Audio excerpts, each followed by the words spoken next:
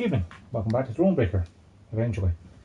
I've had a lot of trouble tonight with getting the stream started.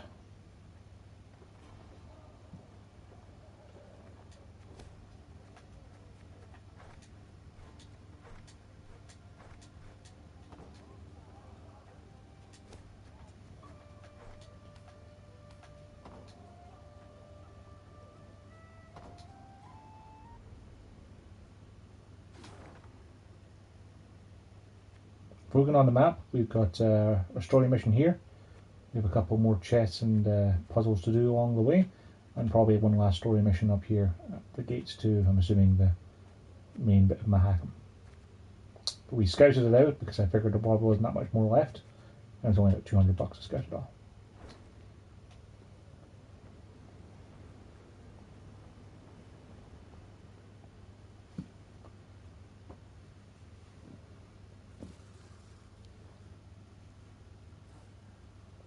Meave's force neared Davor's abyss.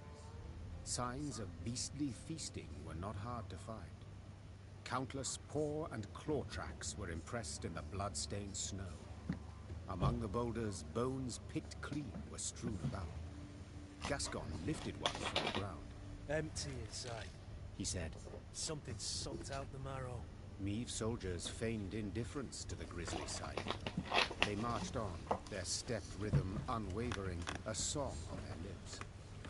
Yet hearing a slight tremolo in their voices, Meave knew they merely sought to drown out their fear. A moment later, a commander's horn sounded, the signal to halt. The Queen galloped to the fore of the column and found herself at the edge of a vast, round hole in the ground. She could not see the bottom. Meave drew her reins tight to prevent her mount from taking even one step forward. What is this? A crater? A desiccated lake? A mine of the strip variety. Gabor explained. Treasures we picked ourselves here. Diamonds. Till we happened on the beasts, that is. What now? Orion's a dam. Holds back a lake. If we can break it, water will rush in, fill the abyss and the tunnels from which the beasts emerge. Just need to get around the mine first. Way down's on the other side. Meave squinted and gazed into the distance. Indeed, there was the dam. And at its foot, a swarm of beasts roiled about. Her soldiers gazed at their queen expectantly, their arms at the ready. She knew well they would rush into battle, in spite of their fear. Gabor! Meave cried out over the whirling wind. Have you bards here in Mahakam? Course, your grace. Then we shall give them good reason to compose this day, on the themes of courage, of heroism, of Lyria! Gee up! And with that cry, the queen spurred her mount, grabbed a banner, and raising it high over her head, rushed headlong at the horrid swarm.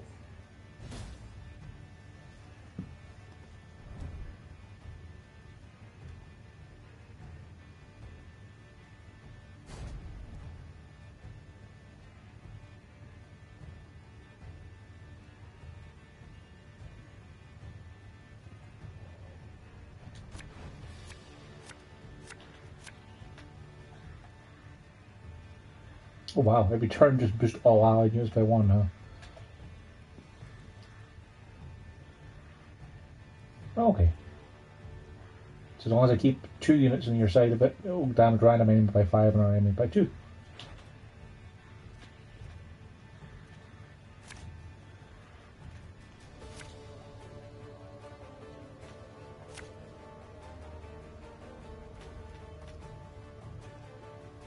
That's probably fine.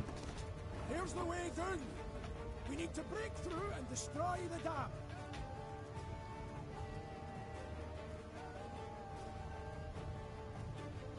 I should have got rid of the trinkets so Gabor could go get them. That was dumb of me. Left, right, left, right.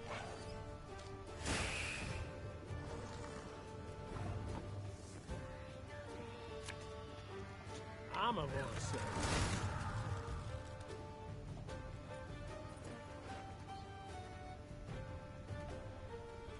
Also, let's just get 2 fires up there, I think.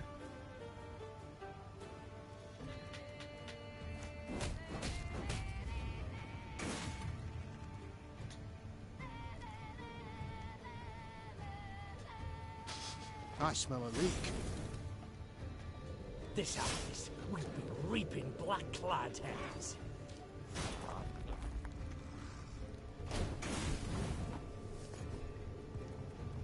I wonder, Xavier could probably just give that 2 charges, can't he? Again and again and again.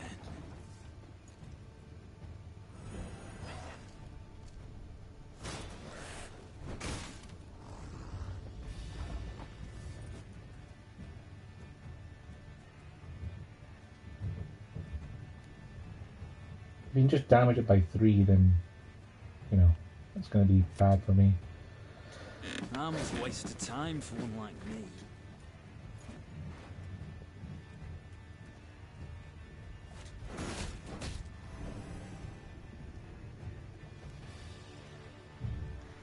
You mad?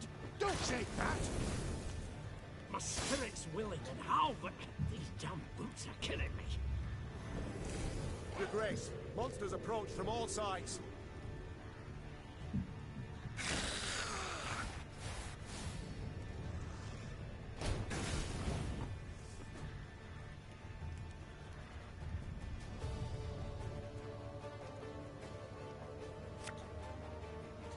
Left, right, left, right. We must trust each other.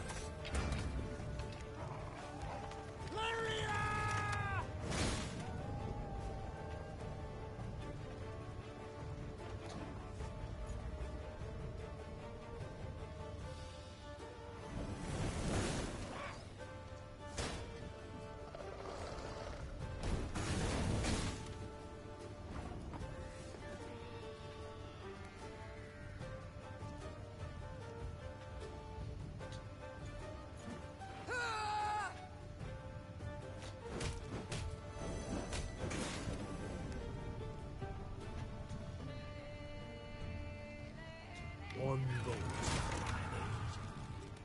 I'll relieve you of that pouch.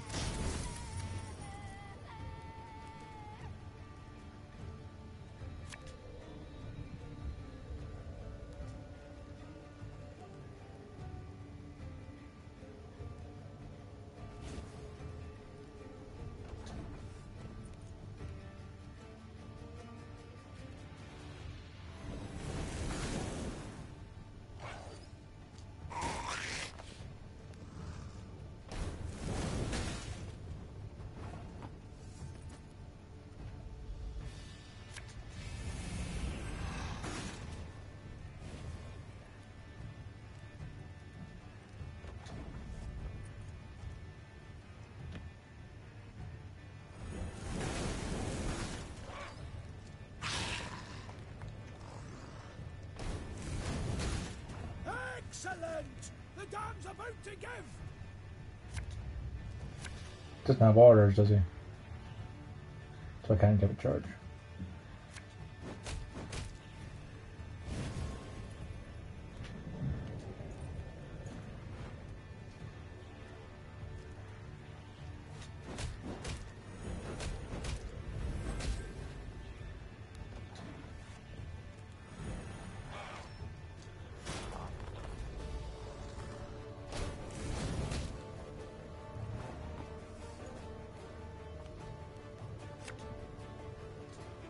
Hammer done in a jiffy.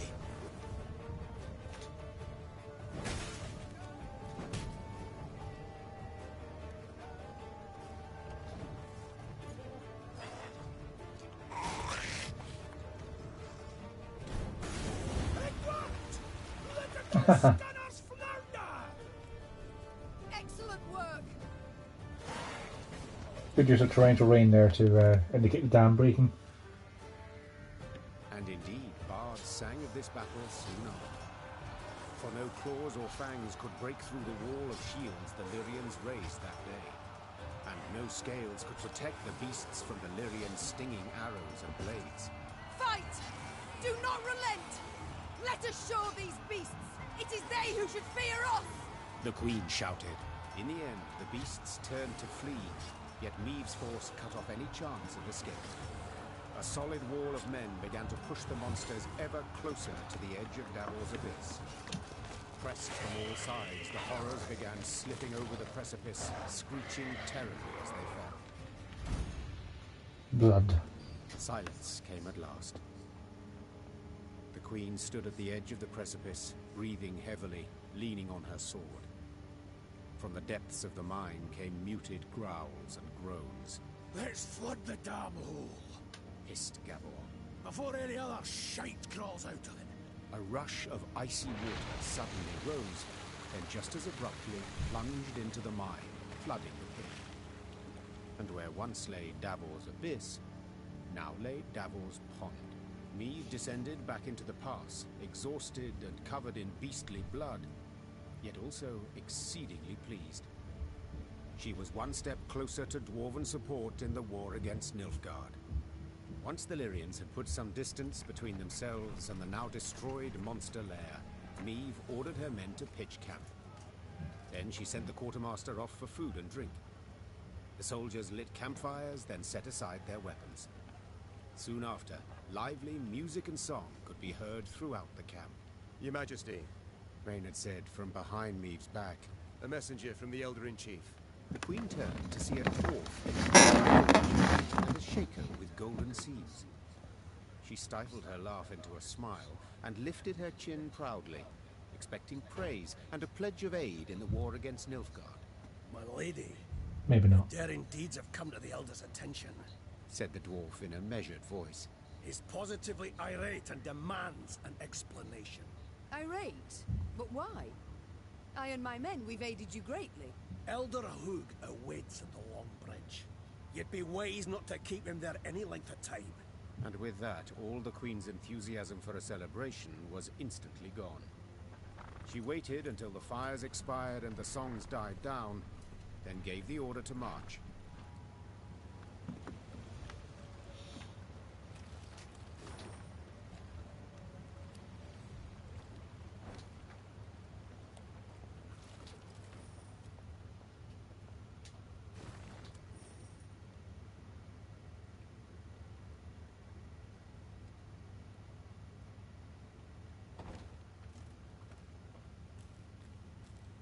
The diamonds didn't run out, they got chased out by the monsters.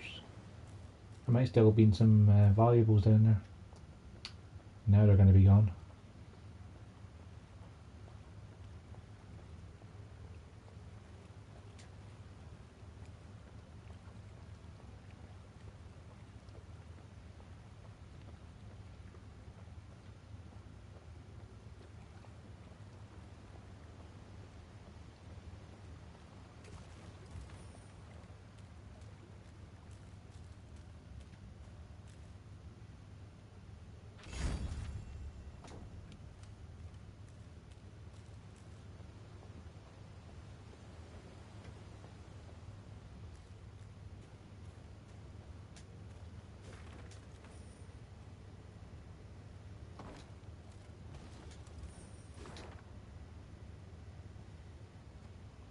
I'll be the key for that chest up there, yeah.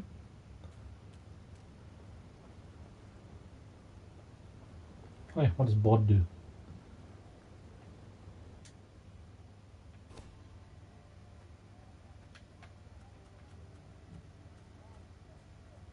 We'll get 5 cards from your deck, play 2, discard the rest. Not super useful with the current setup I have.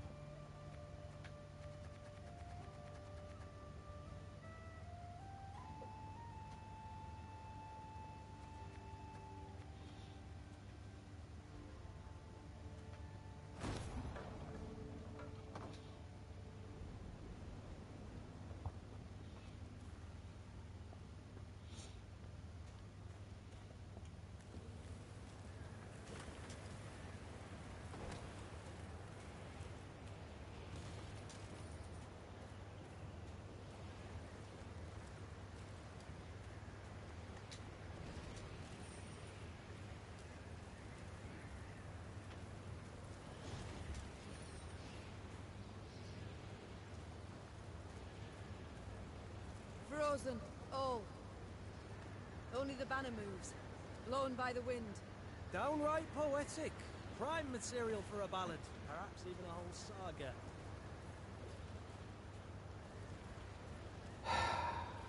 A saga about a banner, huh? Yeah, I see what you did there.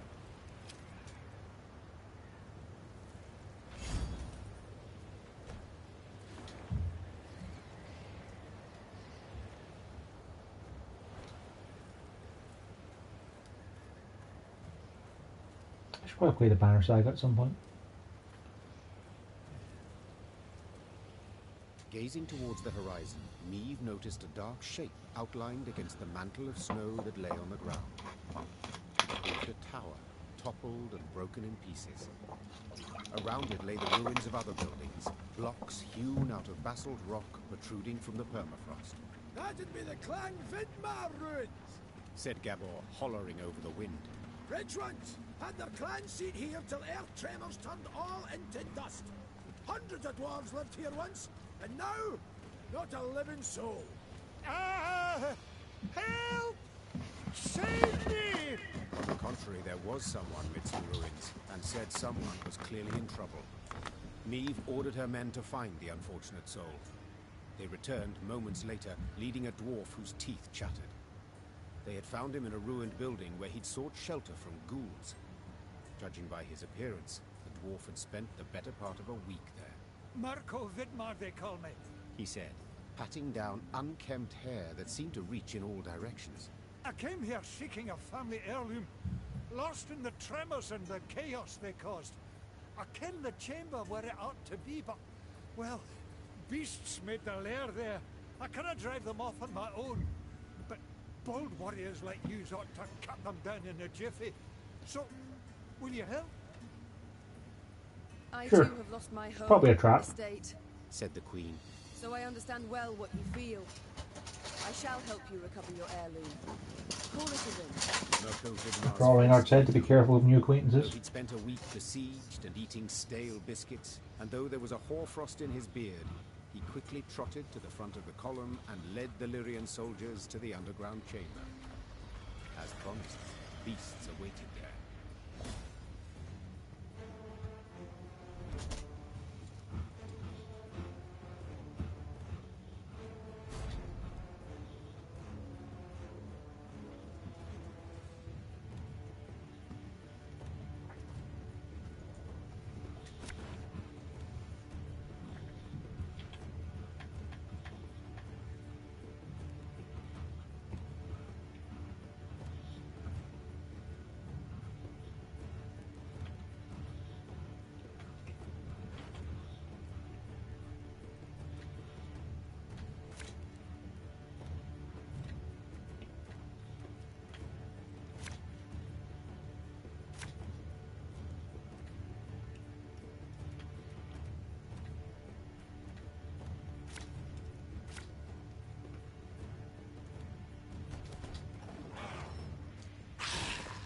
The ruins! From there they come! Drive them back!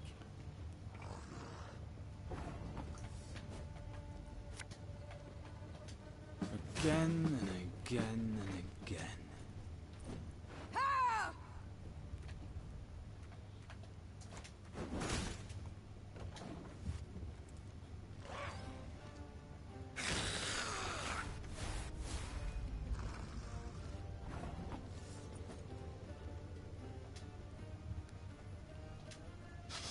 I smell a leak.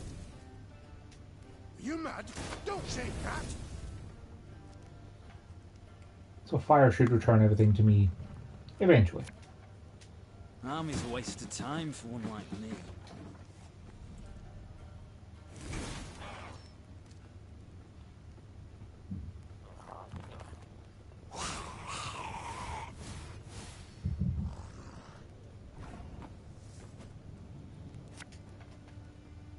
Left, right, left, right.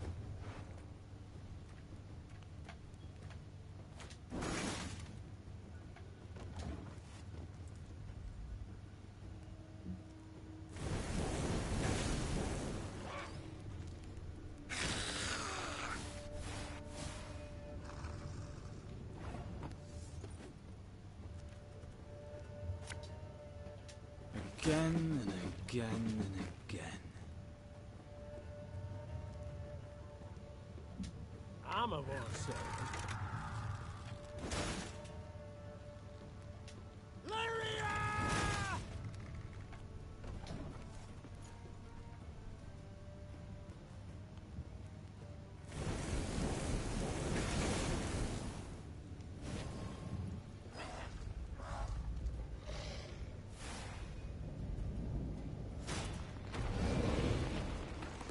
Yeesh.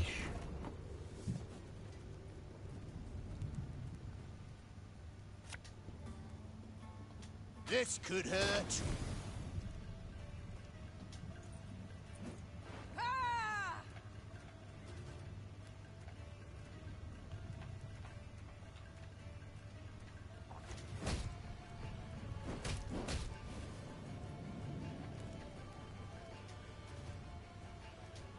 Hammer done in a jiffy.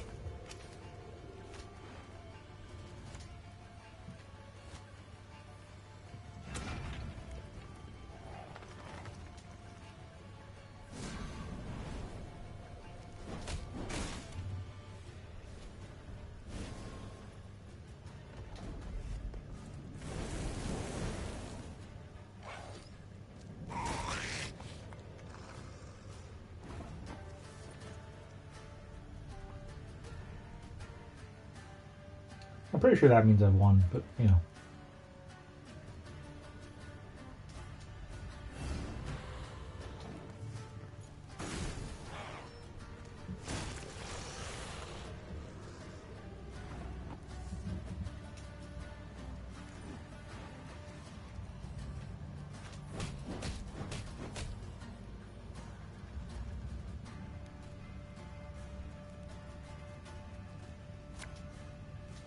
As ordered.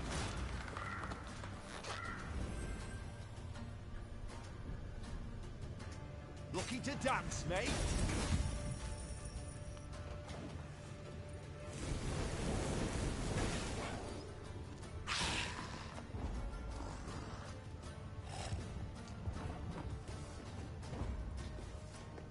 Let's get a move on before any others show up.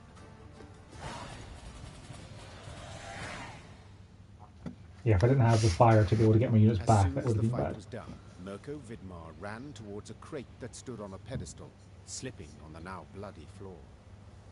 When the dwarf lifted the lid, precious stones spilled out. Your heirloom? This? Asked the queen, rather puzzled. I thought a pipe that belonged to your grandfather more likely. Hey, Golden Froth. Nice. Seems to me Brother Mirko wasn't wholly candid with us. This here's no heirloom, no family souvenir. It's the treasure trove of Clan Vidmar. We thought it gone for good. Pressed for the truth, Mirko admitted no family sentiment had prompted this expedition. The dwarf had planned to leave Mahakam and start a new life among humans. Yet he did not wish to do so without sizable capital. I can't stand to stay here a moment longer. The days, all of them, they're identical. Rise with the first cockscrow, marching double file to the latrine, crap on command, 12 hours down the shaft and home to sleep. Mirko complained. Want a wifey? Put in an application. In triplicate. Care to snip your beard? Elders got to approve it. You want to add buttermilk, not cream, to your mushroom soup? Clan council's got to debate it. How's a dwarf not to get balmy? I understand the lad, no two ways about it. Gabor sighed. But I feel it's my duty to remind yous that what Mirko's going and doing here, well, there are laws. Treasure's due the Elder-in-Chief, not to Mirko. That's one. Second, any dwarf that wants to leave Mahakam can't take nothing but his breeches, his dixie, and his coat. So, brief like, consider well afore you make your decision, Your Grace. We're return the treasure to the Elder-in-Chief. Like, if he just goes down to the normal human city with all that treasure, he's just going to get robbed and murdered in his first day. I sympathize, Mirko, Said Neve. but I'm a crowned head. I must decline. National interest requires I show the greatest possible care for my relations with Elder-in-Chief Hoog. Yet in aiding you, I could sour those greatly. I shall return the treasure to him, I must. While you do what you will. Mirko Vidmar swore under his breath, then jostled his way through the Lyrian infantry and into the mountains, towards human lands.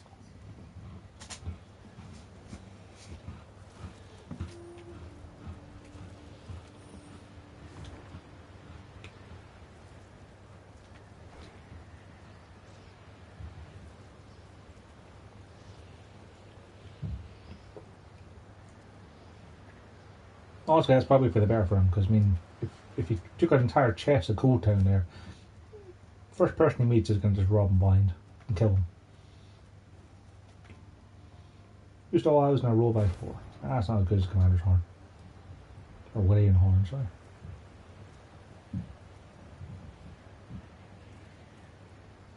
The Lyrians rode a narrow, winding path along the rocky ridge. To one side were ice-covered boulders, to the other, a chasm hundreds of feet deep. They could have at least erected some barriers, Complained Gascon, knocking snow from his cap. Got plans for that. Gabor said, Just need to decide how high to make them. What? Think. Should they be the height of your average dwarf or a human? The debate's gone on for 20 years. On the one hand, you've got... Gabor did not finish his discussion. He was interrupted by the Baba Ghazi that jumped down from the rocks. Archers, shoot! Aim for underbelly! Neve's soldiers made quick work with the lone monster. But the sound of battle spooked the horses harnessed to one of their wagons. Whoa there! Whoa, damn it! The driver tried to rein in the animals, but could not.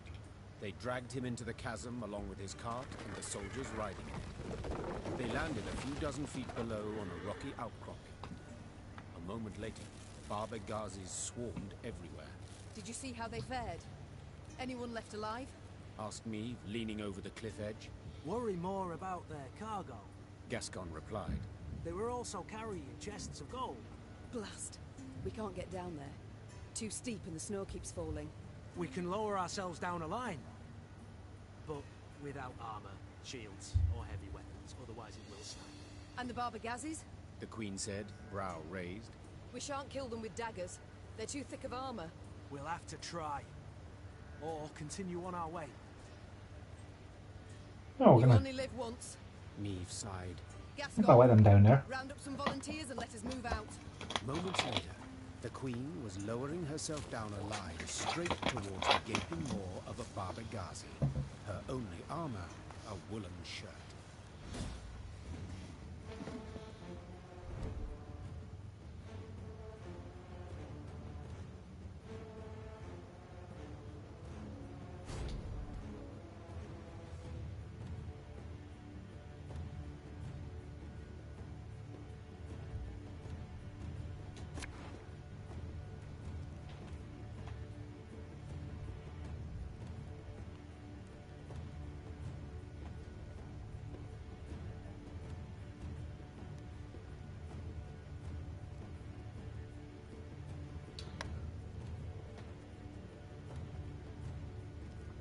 Okay, so we need to put units down. And we need to try and destroy or damage the Baba Ghazi.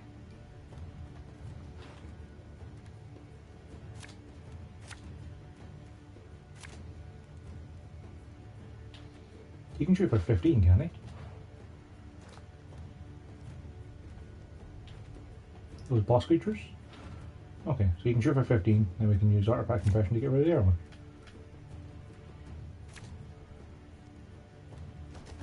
Careful! No one try to be a hero!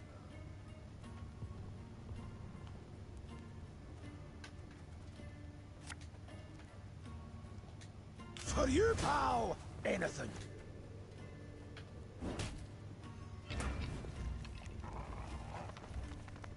It would be nice if you'd spawn on the RIL there, but that's okay.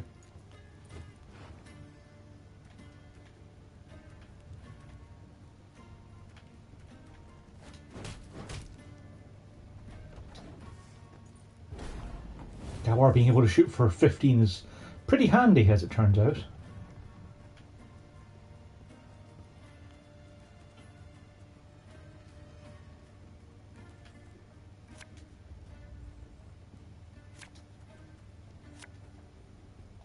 Give me a time.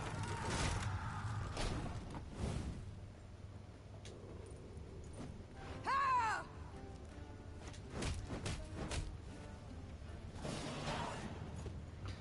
That was pretty simple. Thanks to Gabor being able to shoot for 15. Bereft of sword and shield, Neve could not withstand a single blow. She thus danced atop the frozen snow, deftly dodging the Baba Ghazi's lightning-fast strikes, while delivering but a few well-aimed hits of her own, to their eyes, ears, and gaping jaws, When the last monster fell lifeless to the ground, Meve walked up to the shattered wagon. The soldiers it had carried were bruised, frostbitten, but alive. Your Grace, we were sure you'd leave us. A good ruler never abandons her folk. Nor her goal. Gascon interjected, while securing a rope to a chest. Soon enough, all were safely back on the path. The admiration Meve saw in her soldiers' eyes was in itself sufficient reward for her difficult battle.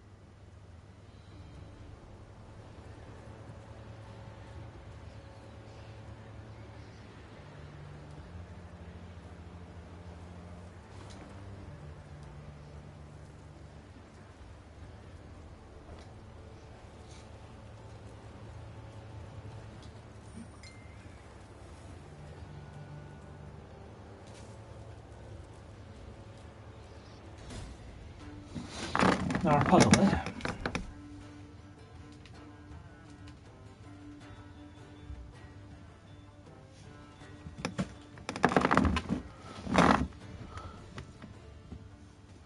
Destroy the Stone Hearth's resident hero, Garth Rockstew. Anyone who has no armor is destroyed. Every turn, draw a card. The Stone Hearth, huh? Yep,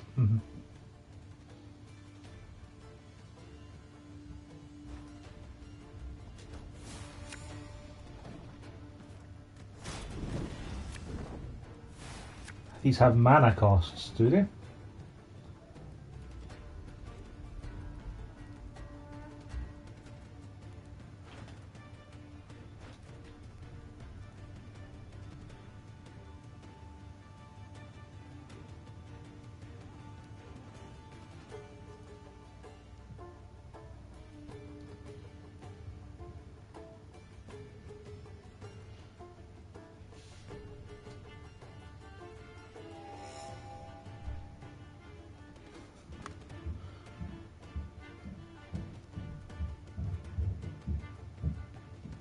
I don't recognise any of these card names. I'm guessing they're all Hearthstone jokes of some description.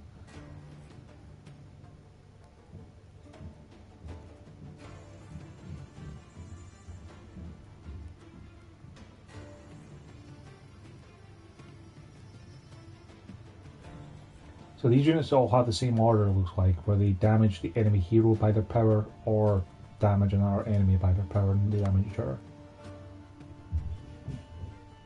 Takes damage device upon a base copy. And only armor is your health. So they've got attack and defense stats. So. Okay.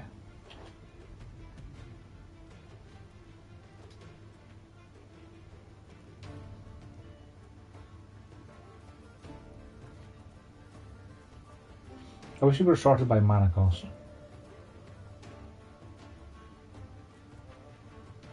So if I don't play anything, do I get extra mana next turn? It's not clear. Frickin' right!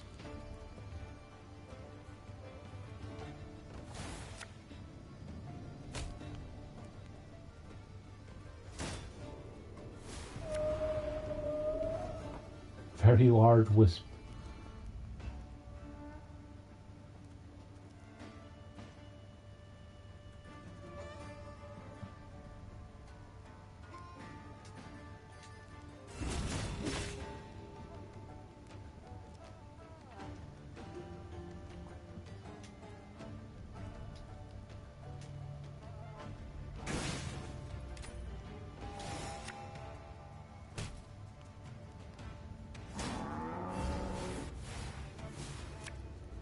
Give both armies bovine flatulence. Saying it's armored one.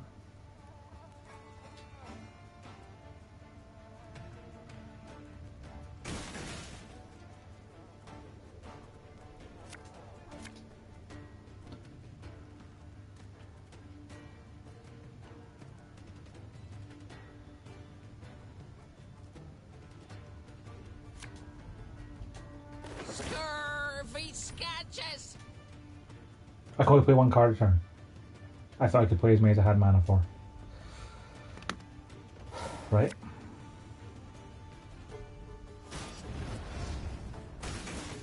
Every turn turning damage a random enemy by 8? What?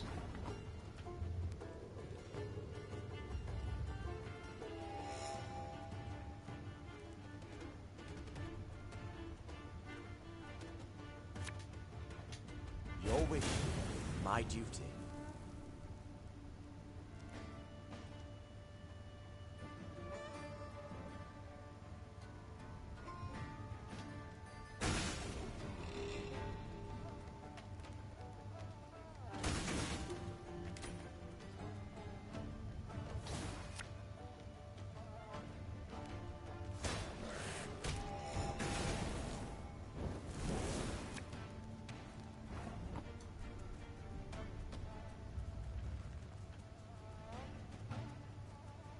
Set of units armor to one, that would have been handy to keep in mind, you dumbass.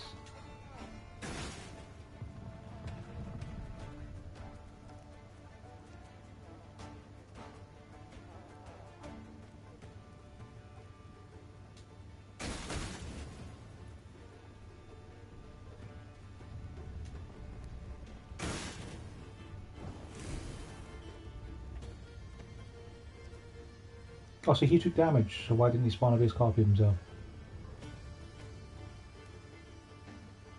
Because it did 8 damage even though it had 1 armor, it still did 8 damage. You dumbass.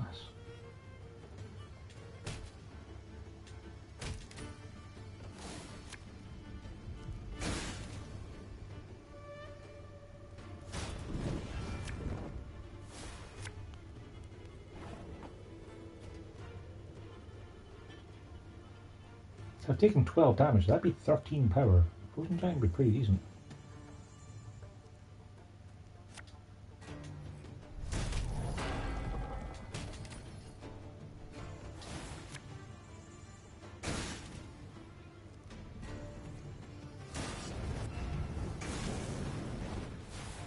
Unless of course he gets a Dragonaz and is able to effortlessly. Some things cannot be forgiven.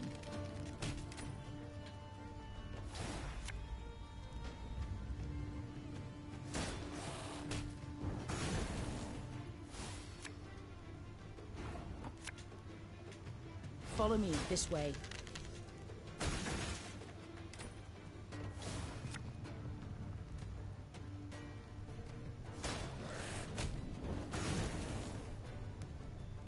Of course, I seized that one.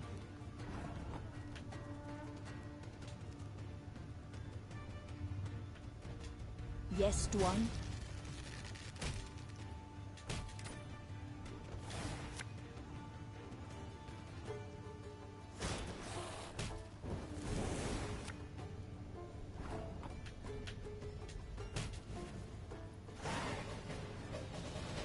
That was pretty fun.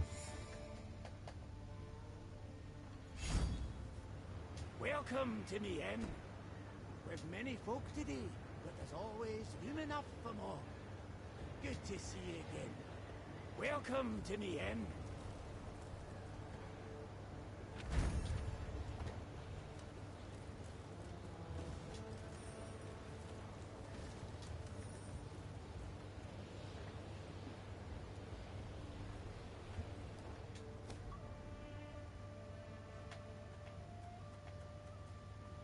Spawn and play 2 random trinkets. That's probably better than artifact impression. I remember myself not really using the extra card for it.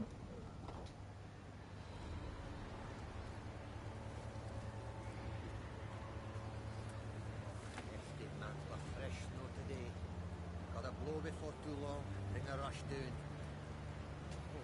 Oh, there's up a shile ma's ass. You think that'd be kind of warm, wouldn't you? Even the snow in those mega courts, are ye? Truly. Throw yourselves here for a spell afore moving on.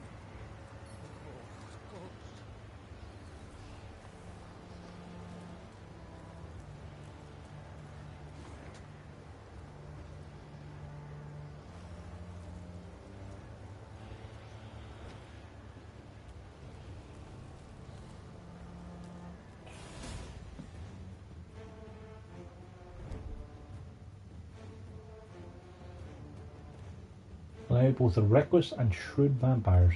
Do not let any more of your soldiers get seized.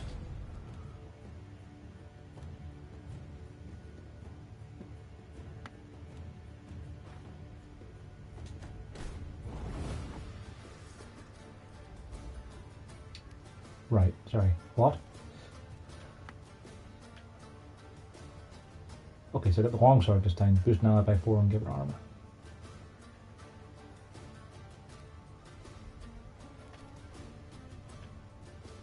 Okay, right. Every 2 turns, it sees the highest unit in the opposite row.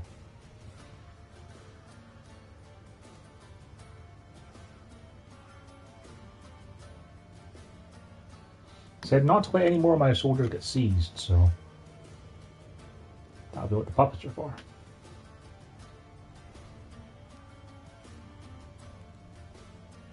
If there are already 4 units there, move the leftmost allied units.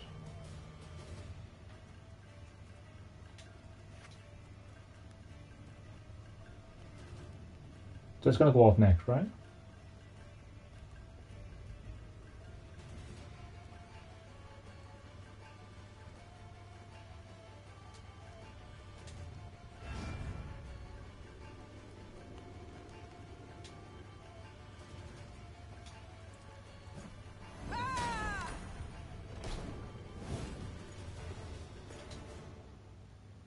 Do I have to buff the puppets?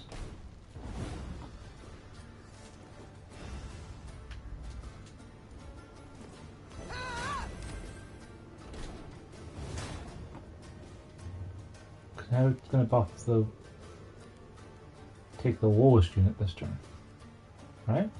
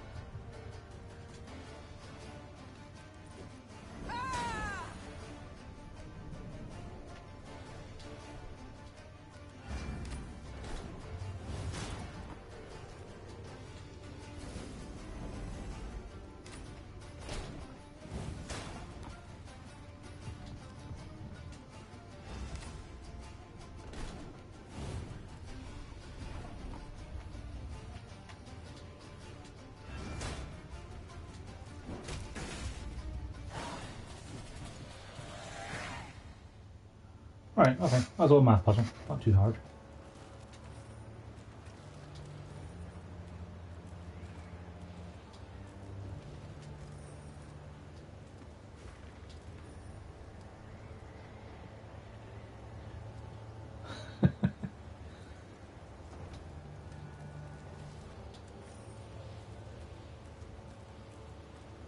How bad must a dwarf's farts be to have a methane leak mistaken for him?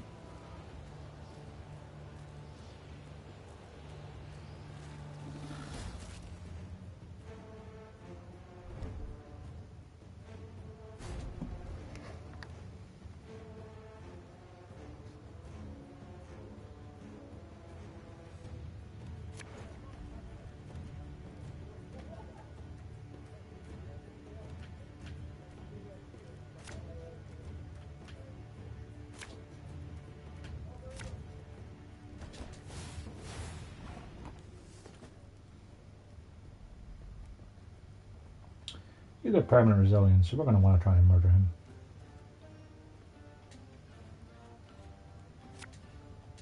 I'm a more sick.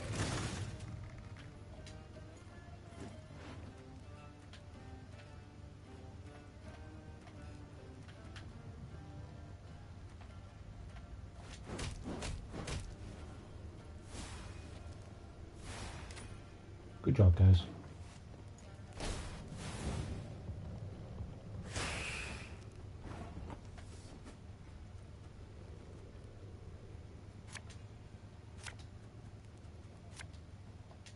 Left, right, left, right.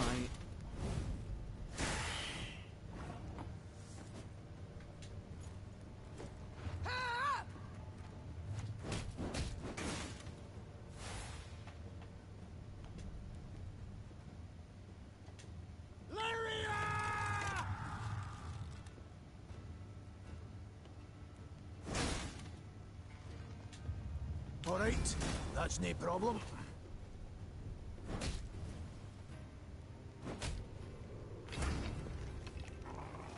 probably deal it's 15 damage to mass.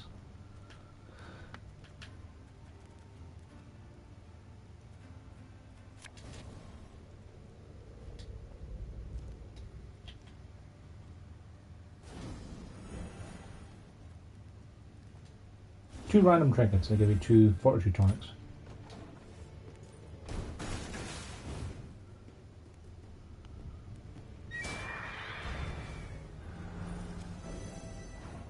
That's pretty powerful.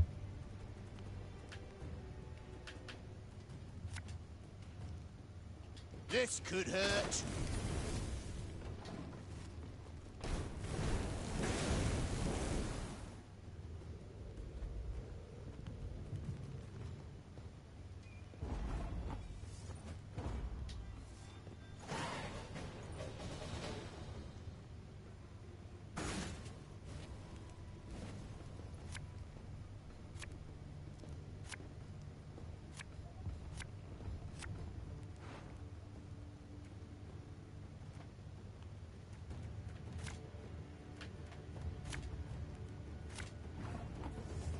Really?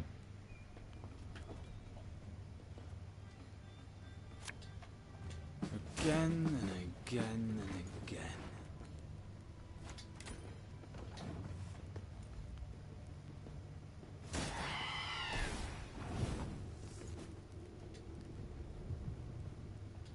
Army's a waste of time for one like me.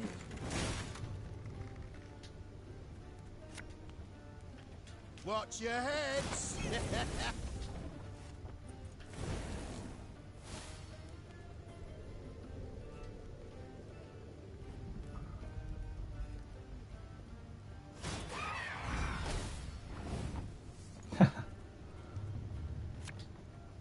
Catch!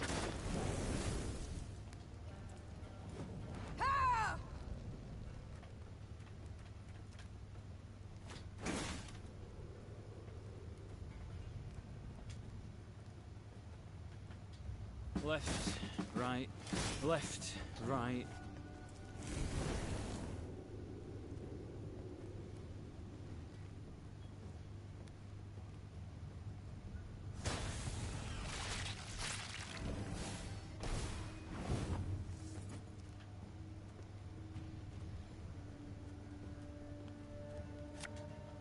There's a time to reap, a time to sow.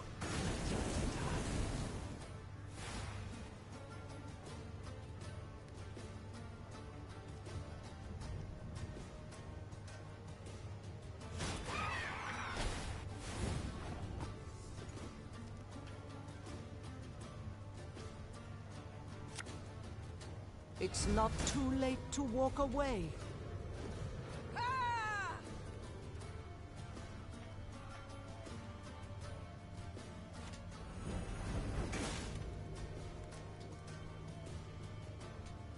Oh yeah, there's a budge in it. Huh. Didn't even see that. I smell a leak.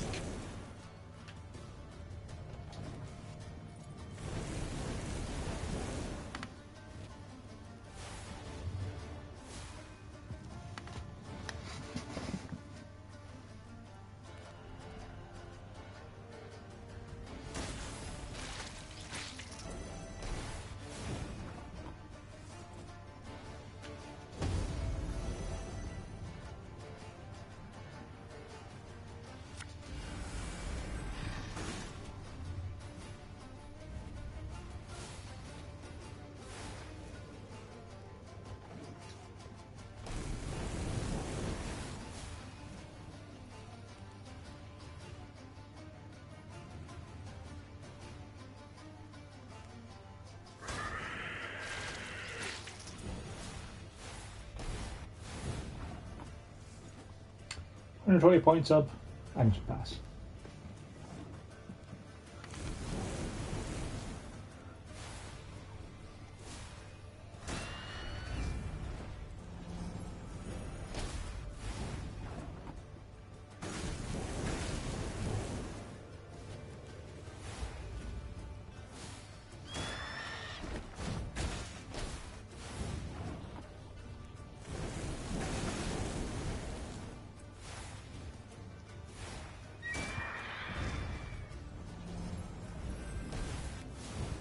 It's pretty efficient.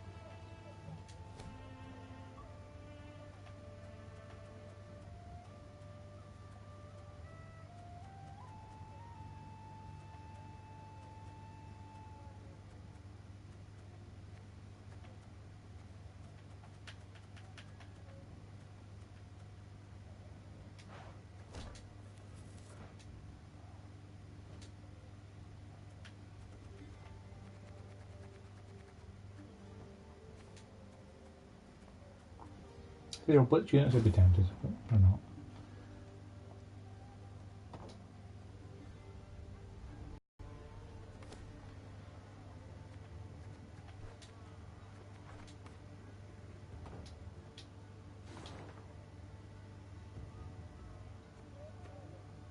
That's up there.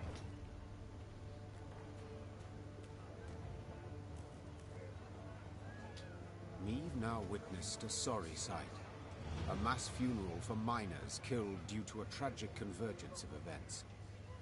Their lead caskets lay upon the snow, wreaths of hot coke laid upon them in turn. The mourners waited for the diggers to finish. The digging was tough, for the ground was frozen. As the crunch and thud of picks and shovels continued, the dead miner's foreman scrambled onto a boulder to make a speech. Angry shouts and loud booing stopped him. You knew it! You knew they'd smell vapors, but you ordered them to keep digging till it blew up in their faces! Make the daily quota whatever the cost, eh? You've blood on your mitts, whoreson! A mourner then picked up a chunk of frozen ground and threw it at the foreman. Blood spurted from the gash that appeared on his forehead. The first dirt chunk was followed by another, then by a rock, a brick. Meave realized that if she did not intervene, the foreman stood to be stoned to death.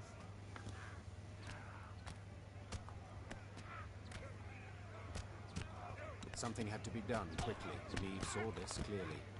She spurred her mount and rode into the cemetery, pushing through the throng, then stopping before the foreman, the horse shielding him from further blows.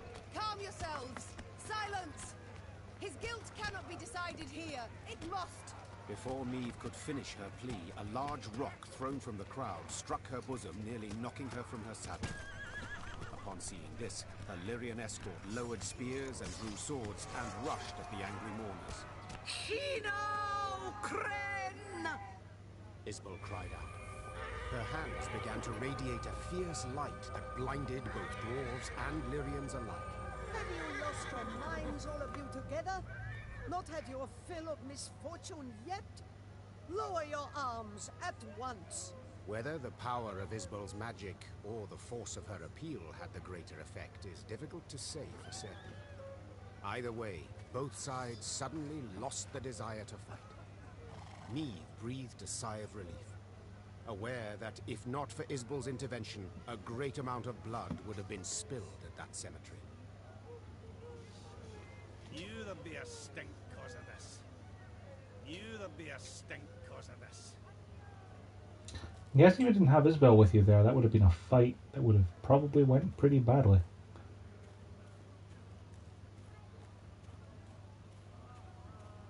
Jeff, man's got to get him tried. We don't just stone him to death.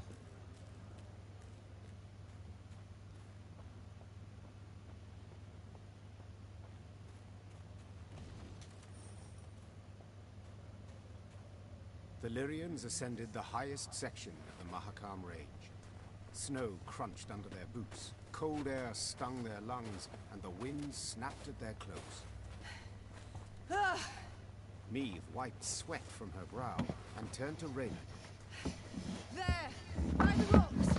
We shall... The rest of her words were drowned out by a powerful blast. The entire mountain rumbled with a low, vibrating roar.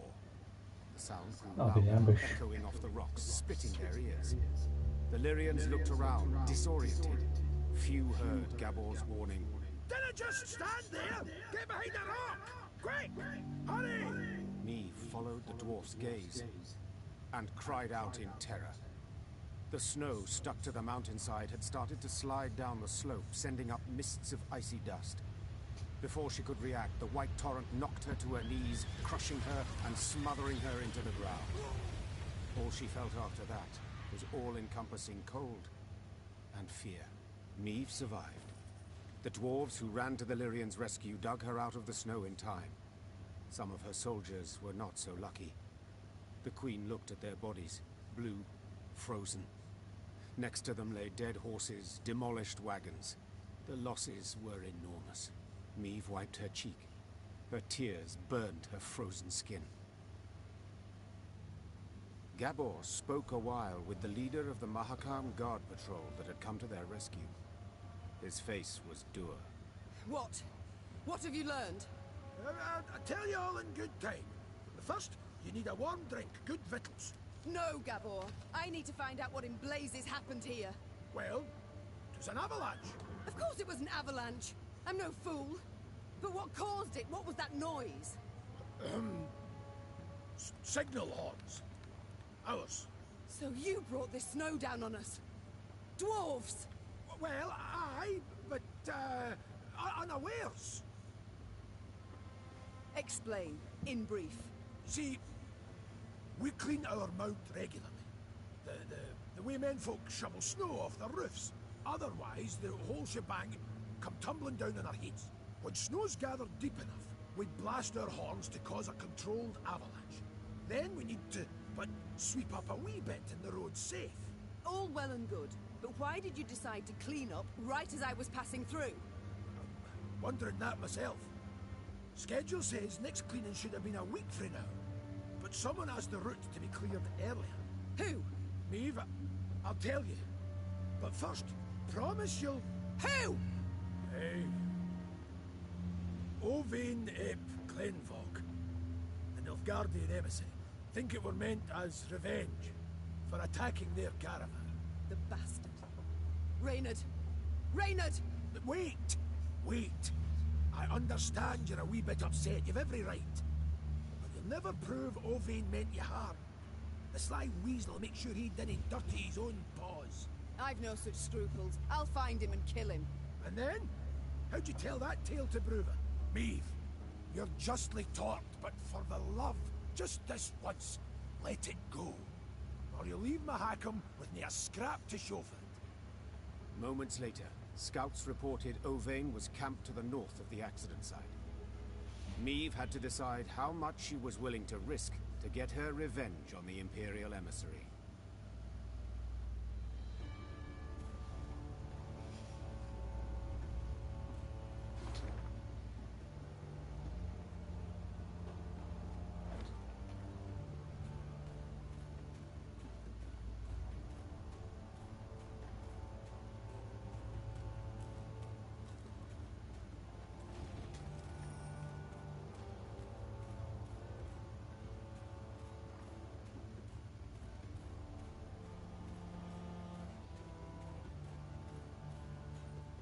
By the Elder's sideburns, I'd no notion anyone was in the Vale. Nilfgaardian said the road was clear. No horsans. What a mess. I'm so sorry. With all my heart. Nilfgaardian said...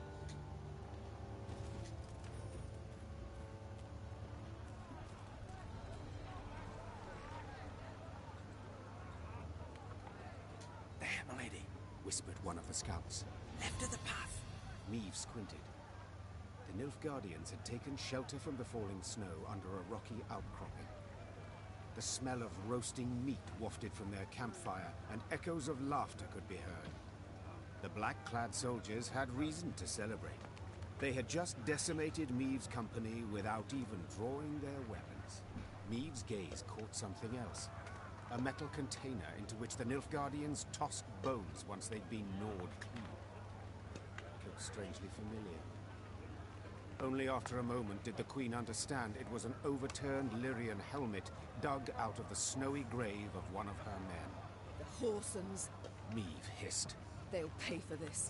Meave, asking you last time, keep a cool head, whispered Gabor. You want vengeance? I get it. But think of the cost. If so much as a hair gets plucked from Owain's head, Bruver will never forgive you, and you can kiss any hope of aid goodbye. Silence followed. Finally to be broken by one of the scouts. Milady, what's the order?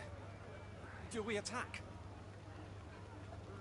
Forgo vengeance, said the Queen after long deliberation. But milady, they... I know what they did, and that I shall never forget nor forgive, said Meave, placing a hand on her scout's shoulder.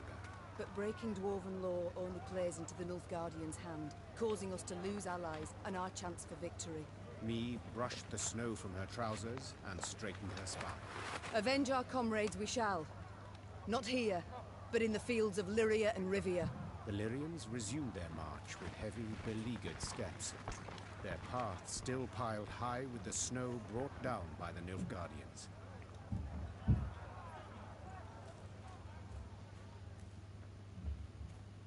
Bruver won't be impressed with the Nilfgaardians after that, I bet.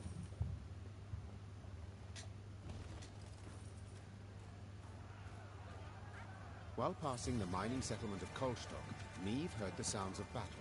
Hey-ho! Into the fray, lads!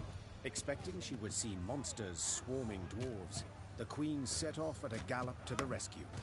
Her braid blew about in the wind like a banner, showing her men in which direction to attack.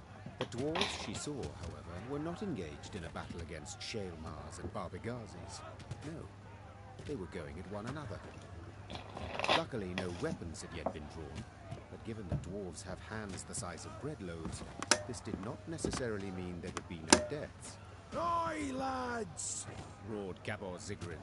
What's this foolishness? Calm the hell down, damn it!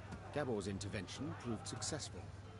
The dwarves limited themselves to verbal jousting. Meave, who was no stranger to barrack room talk, nonetheless turned crimson at the dwarves' cursing. Piecing together the obscenities, Meave concluded they were debating an old quarrel about the height of a certain mountain, or rather of the twin peaks atop it. One of them lay in the territory of Clan Dahlberg, while the other in the Hoogsland. Each family felt their peak was the highest, all measurements indicating the contrary being total fabrications. Queen? Started Gabor, nervously chewing his moustache. They're asking if you, as yin impartial and a fair-minded wench to boot, wouldn't you wish to settle their idiot squabble once and for all?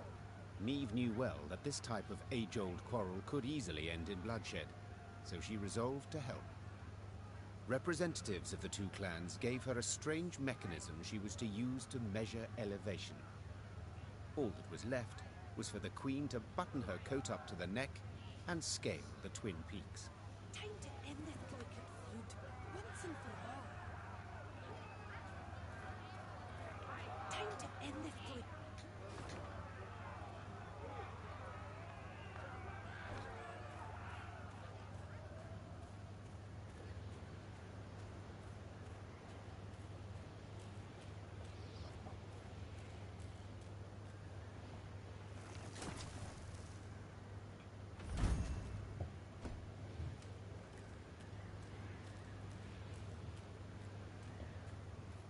When she and her force had traveled half the way to the first, she heard a long roar that made snow shells detach and descend.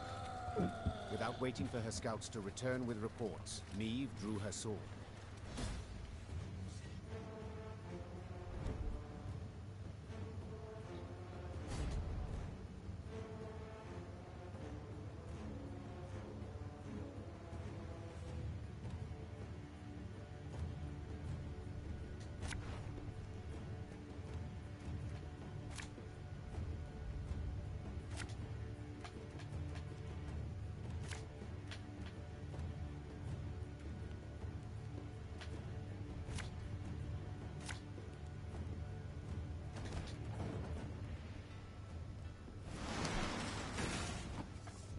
I figured that might be the case.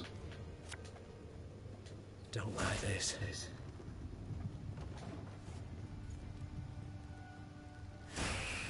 Eyes up, lads! They're flying straight for us! Look out, they're coming straight for us.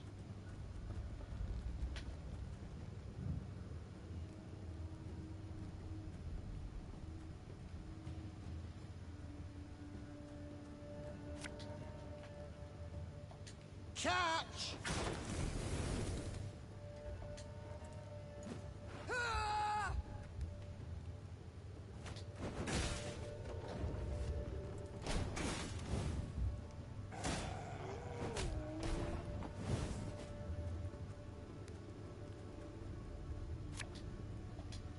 Again and again and again.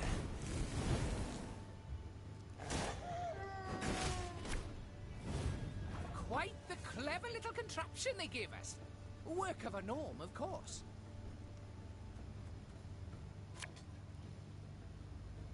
Arbalist at your command.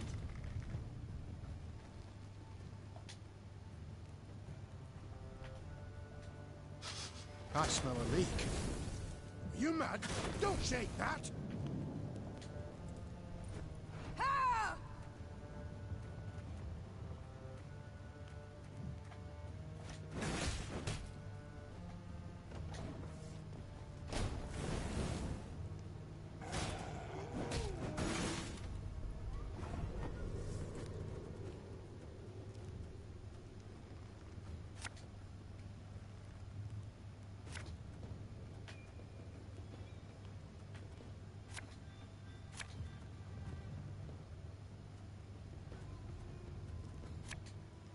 Armor won't save.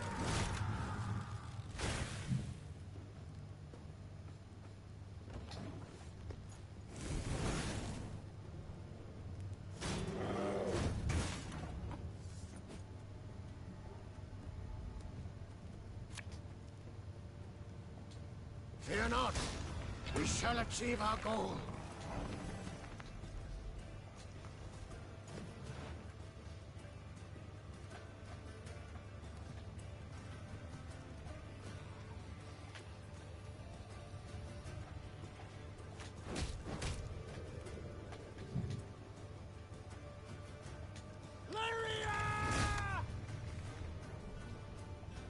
An army's a waste of time for one like me.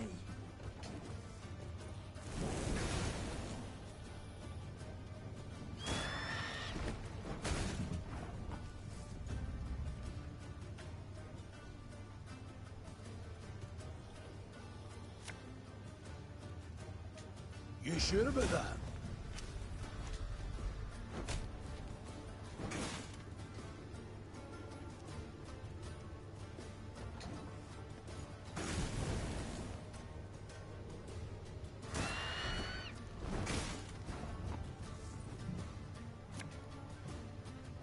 When will you ever learn?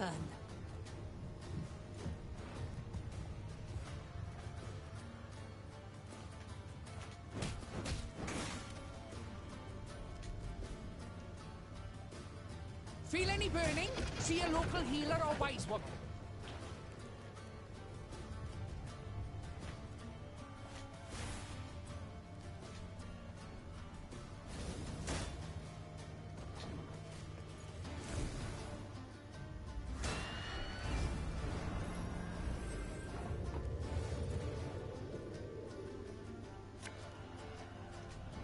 Ever cut a lamb?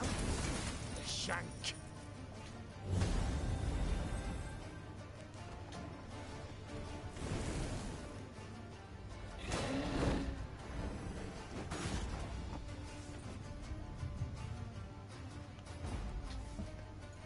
Take those measurements and let's be gone from this place.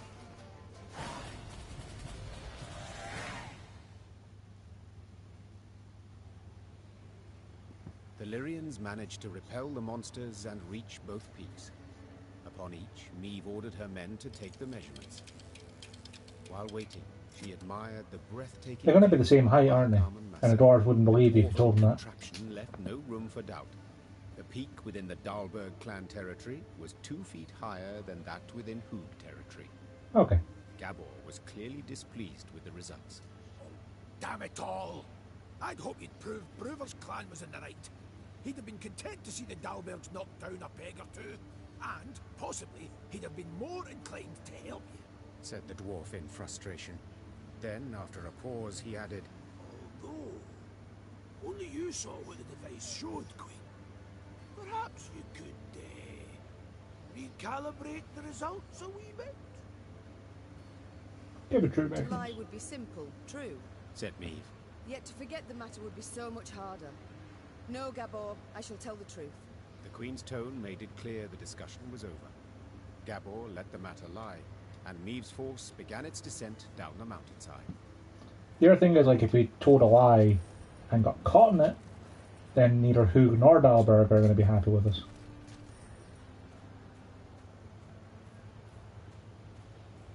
Bloody politics simulator. The dwarves of both clans had been waiting with bated breath for the expedition's return and report. As soon as Meave announced the results, the Dalbergs rolled barrels of beer out into the square and began to celebrate. Naturally, the Hoogs were disappointed, yet they accepted Meave's results as final. At last, they had come to trust her. That's something at least. Dalbergs are the dwarfs we need. Every hoogs are dunderheed. Dalbergs are the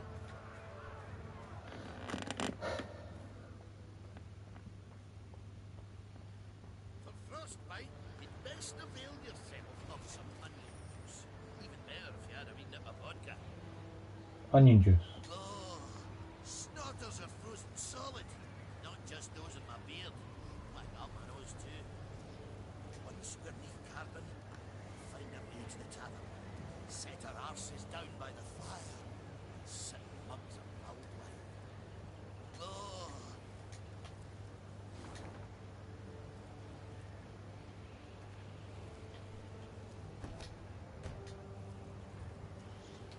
Yeah, you told me I'd fully scouted out the area earlier. I find you lied to me.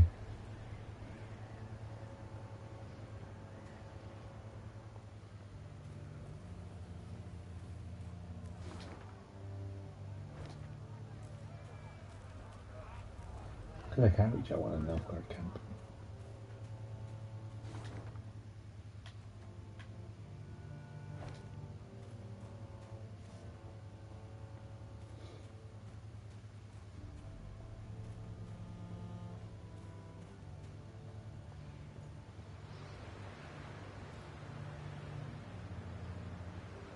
As Meave neared Langbridge, she ordered her bugler to announce her arrival, then retired to her tent to freshen up.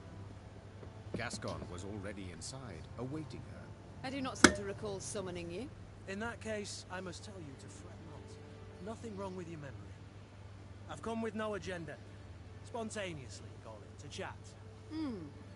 Then I propose you leave. Just as spontaneously, call it. I must don fresh clothes. I'm to see the Elder soon, and I'd prefer to not smell of horse sweat. Doubt it'd make much difference to him. And be assured, I know what I speak of. When last we met, I found myself standing downwind of him. A pungent experience.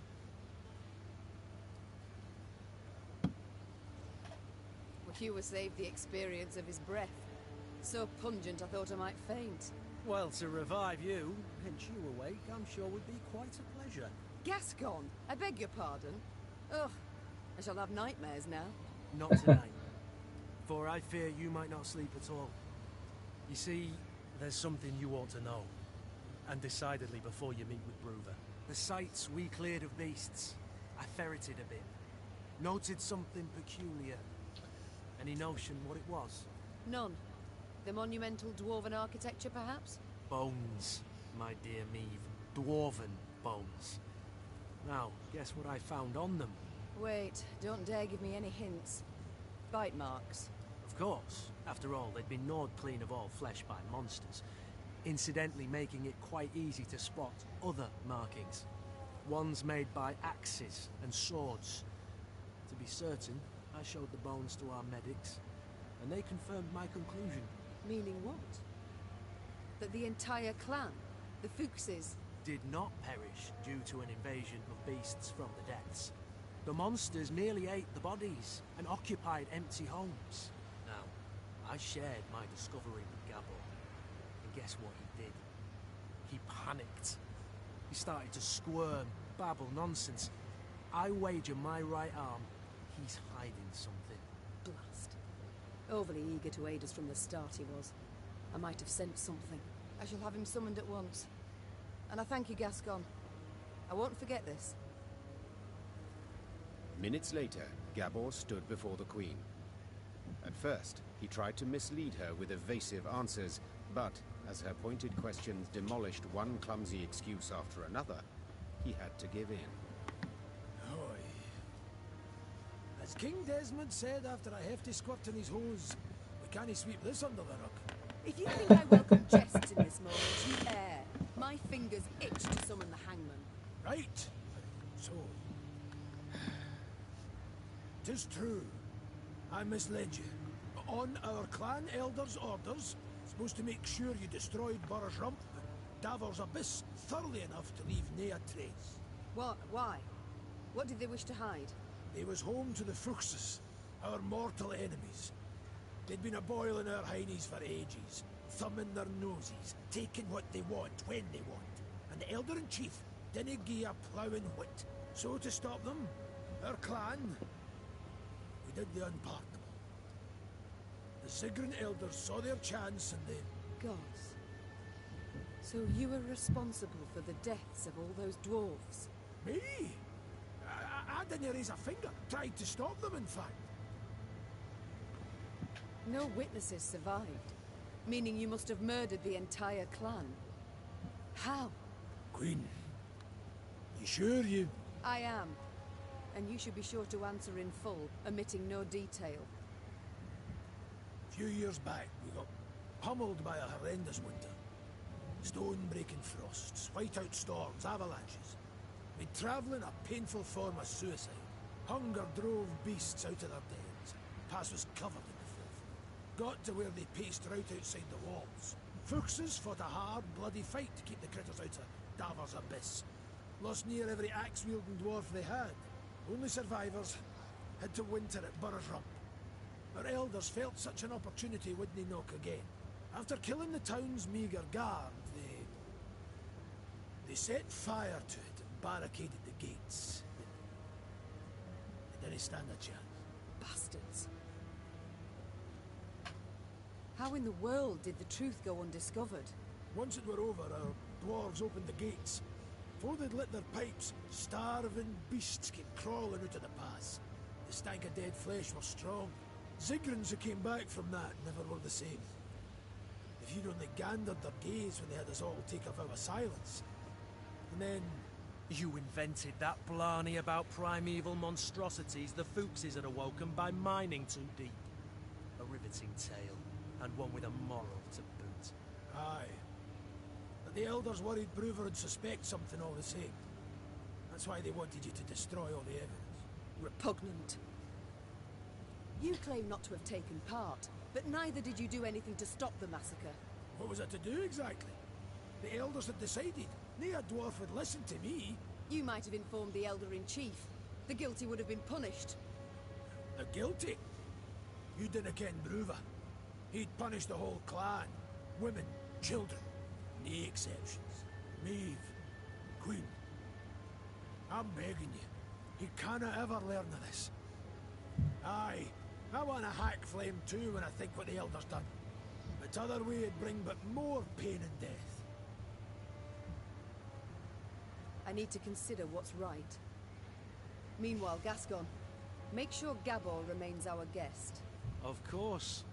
I'll let you know if he so much as rolls his eyes towards an escape route.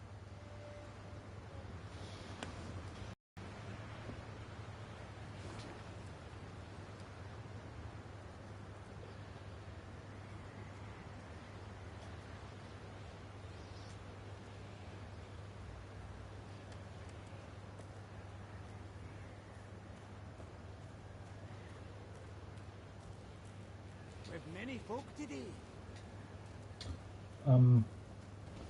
Where did the dwarf go? Good to see you again.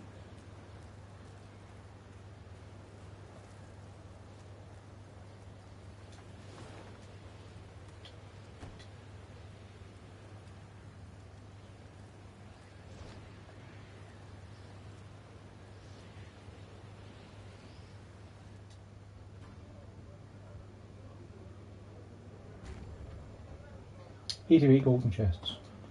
Okay, that works.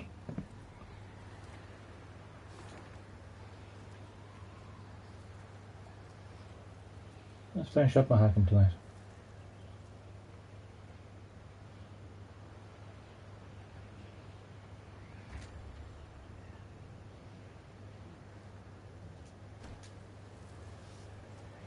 Bruvor stood by the bridge like a statue, arms crossed, eyes squinting.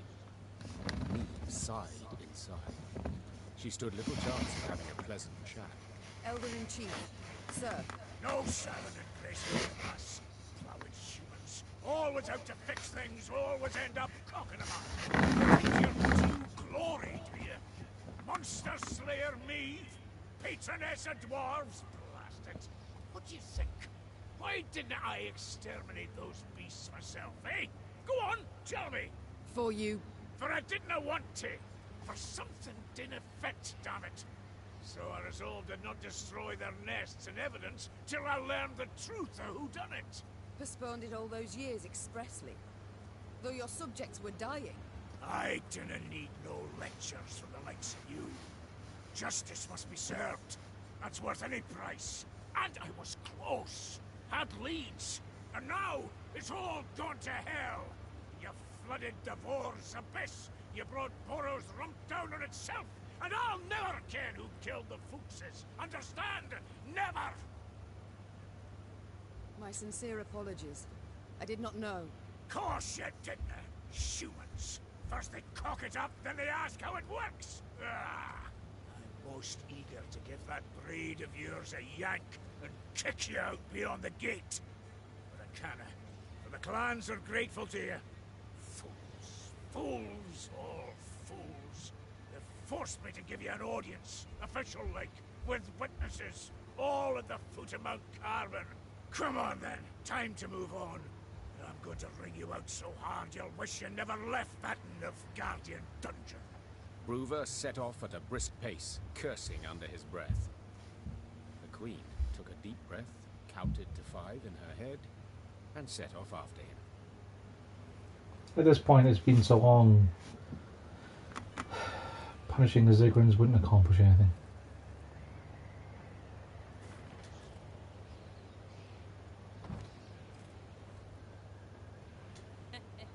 Wanted to hunt monsters, eh? Oh, Elder's furious. Spits flying 10 feet. Let humans neath carbon. Didn't ken if that's wise.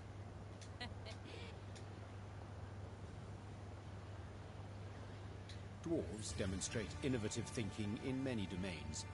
Metallurgy, engineering, architecture. Yet there is one in which they could not be bothered. Naming. For this reason, the bridge that linked the Mahakam Pass with Mount Carbon was simply named Langbridge. Neve learned it was a thoroughly fitting name. Having stopped for a breath halfway across the road suspended over a deep chasm, the Queen could see neither end of the bridge, both concealed by thick clouds. Amazing, whispered the Queen. I feel as though we traversed the very sky. The Queen and her retinue were nearing Mount Carbon when Neve heard a cry. It was Xavier. Hold! Hold! Neve drew in her reins abruptly. Her mare neighed and reared, lifting the Queen above her formation of men. From that height, she saw the last pier of the bridge crumbling. The dwarves at the head of the procession were unable to stop in time and plummeted, screaming into the abyss. What's the meaning of this, gods damn it? Bruvor roared. Fetch the engineers! Now! The Queen was striving to calm her spooked mount when she sensed something swish past her ear. Out of nowhere, a Scoia'tael band had appeared at the rear of the column. Before anyone could react, elven archers had felled the rear guard. The soldiers lay on the bridge's stone surface with arrows in their backs. Neve was trapped. In one direction lay the chasm, in the other, a fierce foe. She had no choice but to stand and fight.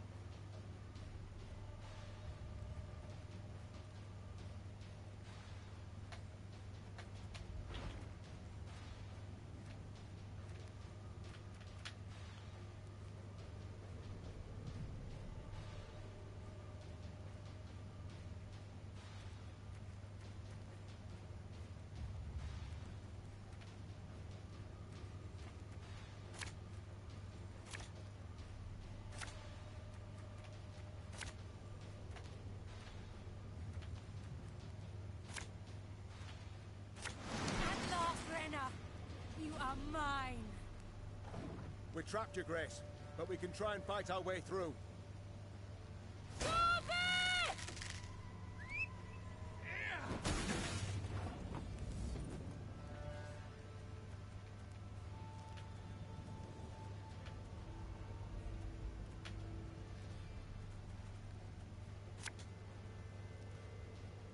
One bolt.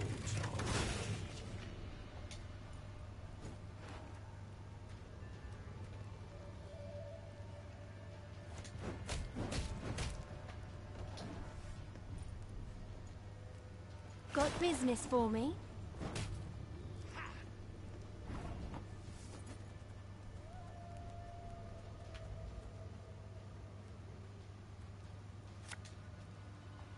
Army's a waste of time for one like me.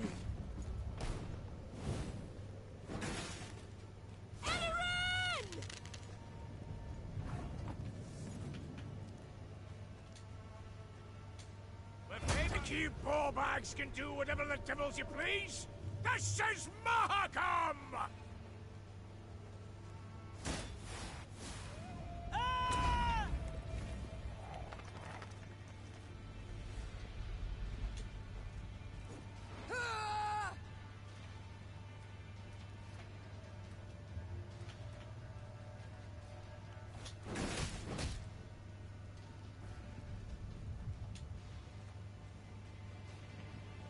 Give me a target. Arbalist at your command.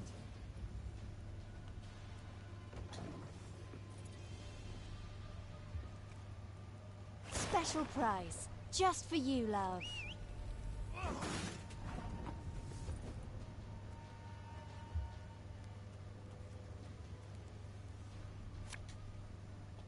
Left, right, left, right. Dwan Mest.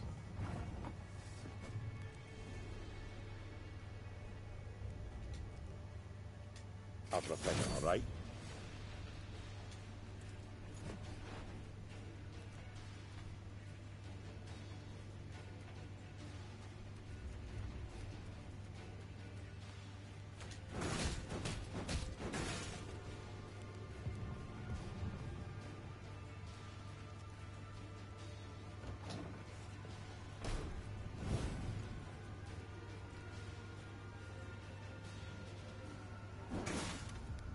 Swords I smile at, weapons laugh to scorn.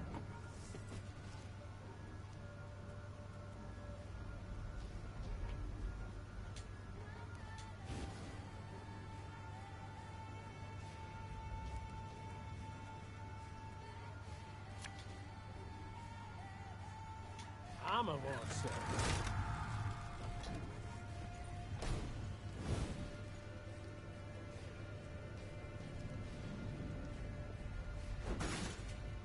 I was hoping you'd say that.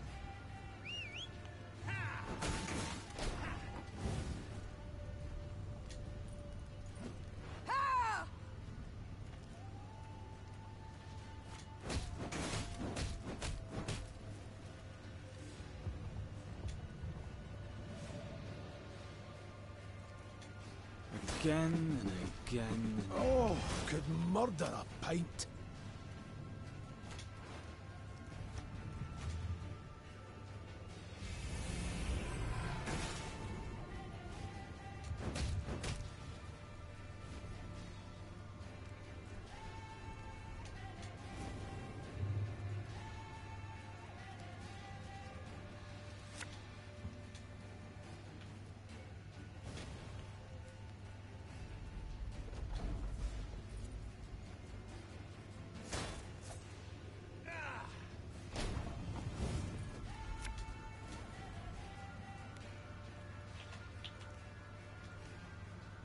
Kind of weird it doesn't tell me what I actually have. Just expect you to know what those trinkets are.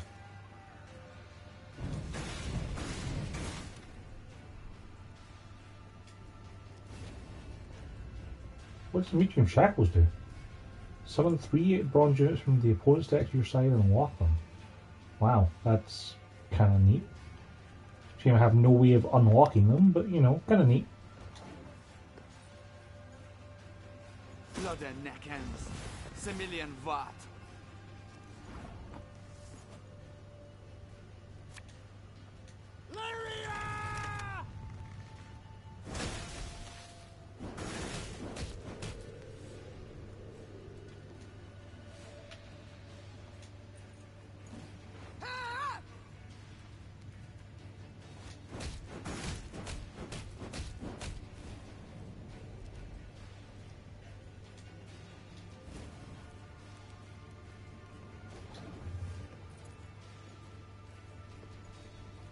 None shall tread on us!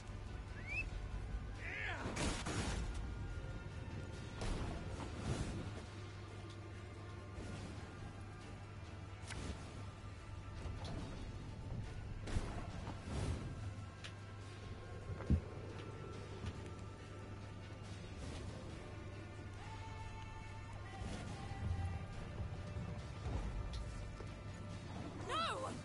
Let her, Renna! She must die! Just when I get my scar, is it? Their strength combined, the Lyrians and dwarves managed to defeat the Scoia'tael. The guerrillas had weakened the last span of the bridge, turning the crossing into a deadly trap. Had Xavier, who noticed the weakened structure at the last instant, not called out, all would have fallen into the chasm. The Lyrians managed to capture the unit commander. She stood, her head raised high, and when Meve glared at her, she did not avert her eyes. What is your name, Elf? Abide let it pass tomorrow.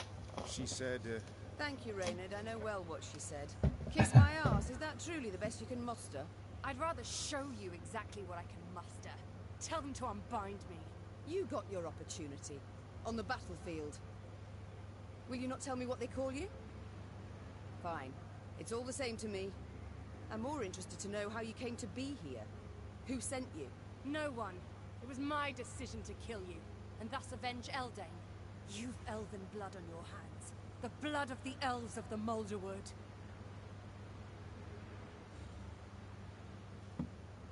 I regret the events of the Moulderwood. I did not wish those elves' deaths. Yet they left me no choice. What choice would you give a murderer who invaded your home? You know I envy you. To see the world solely as black or white, it must simplify things so. Enough. I've heard all I wish to hear. But I haven't. Did you fall on your heed, Elf, eh? If you want to fight humans, go on and do it. You cannot talk sense to Egypts, but they hear, damn it. Mahakam is and will be neutral. You cannot be neutral. To Dwan, you are either their foe or their dog. Mahakam has stood aside, sleeping long enough. That is why we struck it in its very heart. As a call to battle. A call to brethren whom you, Elder, have kept from the world too long. I have kept him away. I've been bloody right to do so. You want to play at war, you numpties? You want to force the Pontar to flow upstream? Gang right ahead. Good riddance, I say. Gan kill, gan die if you fancy. But gods damn it, leave us alone. Yeah, I should kill you. With my own hands. I should cut your throat, put you out of your misery. That's what you want, innit? To die? To die a stupid death? Well, I'll not grant you that. Nay, nay, I'll lock you in a tower. Sit there 3 centuries, and you just might grow a brain. Bruva Hoog gazed after the shackled elf as she was led away. Meve expected him to continue fuming, cursing her. But the dwarf stood silent, and his old eyes, half concealed by brows bushy as a forest floor, showed not anger, but the deepest sadness. Dwarven engineers made quick work of repairing the crumbled bridge span.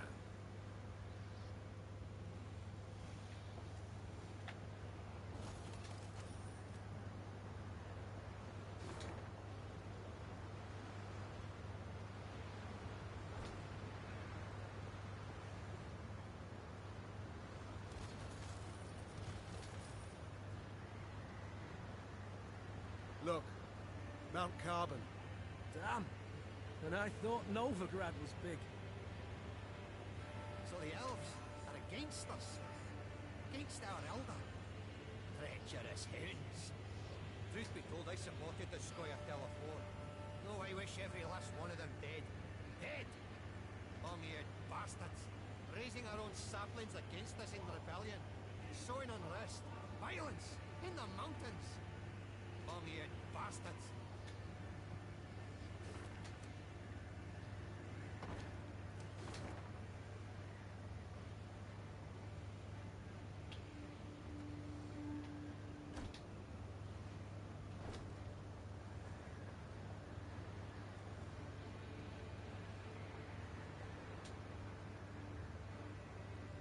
The Lyrians stepped inside Mount Carbon's bowels. Meave rode while looking upwards, admiring the intricately carved ceiling, gilded walls, monumental bas-reliefs carved from basalt. Yet this was no time to admire the sights. Bruva Hoog had summoned her to speak. I thank you for your invitation, Elder. My invitation? Choice term, lass. You wangled your way in here. Long I've lived, but ne'er have I seen a wench so stubborn. With all due respect, do you not feel like a pot conversing with a kettle? True enough. Changes of mind didn't come easy to me, but they do come at times. Human wars concern me not at all. For so many they are, who could count them? A year goes by without one wanking king invading another's realm. A dog with scabies is less restless. That's why, this morning, I aimed to send you off with nothing. Mattered not what the clans were saying. Rivia, Schmivia, who gives a sheep's fart? But that was this morn, before that daft wench and her pups attacked. Nilfgaard supports the Scoia'tael, it's common knowledge. Nilfgaard uses them. Well, I'm nae worse, and I choose to use Queen Meave. So what use would you make of me, if I might ask? You've a plan? Aye, the kind dwarves like best. Simple, but sneaky. Like to give Nilfgaard a warning, you ken. If you're going to rile my dwarves, throw them into the Scoia'tael ranks. You'll regret it, aye? But I'd like to issue the warning without declaring war. All clear to you so far? So, when you march out of Mahakam, you'll find a company of our foot dwarves waiting out with the gate. Officially, volunteers enlisting with you against my will. And you're to put them at the fore next time you face Nilfgaard. Want the Blackclads to break their teeth on our bucklers, get a taste of our axe blades. After that, dare say they'll think twice before they send more Scoia'tael into these hells. I do not... Thank you, Elder.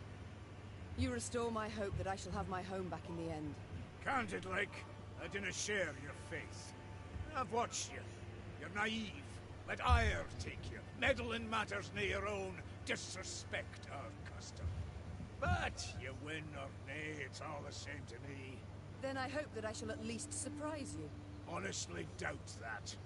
So you'll only get the bare minimum recruits to make the Imperials take note, and nae a dwarf more.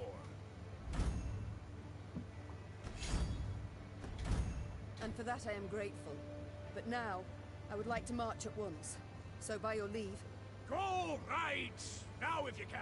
Quicker you get out of our mount, the better. Without waiting for Meave's reply, Bruva turned his back to her. The Queen left without saying a word.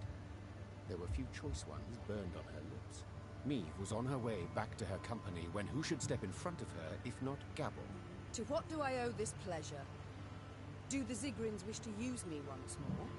Accomplish aught else with my aid? Could be, but if so, take none of my concern. Why's that?